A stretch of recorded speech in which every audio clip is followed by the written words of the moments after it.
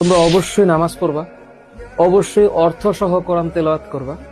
হ্যাঁ, আর যদি পড়ালেখা একটু আঘাত আসেও প্যারা নাই, তোমরা একটু ঠান্ডা মাথায় আমার কয়েকটা লাইন শোনো। সেটা হলো, রোজা তোমরা যারা রাখতে পারো না, মনে করো যদি শারীরিক কোনো অসুস্থতা না থাকে তাহলে রোজা রাখাটা উচিত বলে আমি মনে করি, যদি তুমি প্রাপ্তবয়স্ক হও।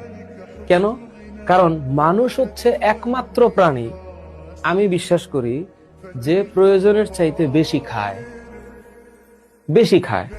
তো রোজার মাসে একটু সংযমে থাকাটা চেষ্টা করা উচিত। আর তোমরা মনে করো না যে রোজার মাসে যে জীবনটাতে পরিবর্তন এতে করে তুমি দুর্বল হয়ে যাবে। না, মানুষ দুর্বল হয় না, দুর্বল হয় তার মন। ঠিক আছে? ওই যে সেহরিতে খাওয়ার পর আর ইফতারে খাওয়ার পর একটু বুঝে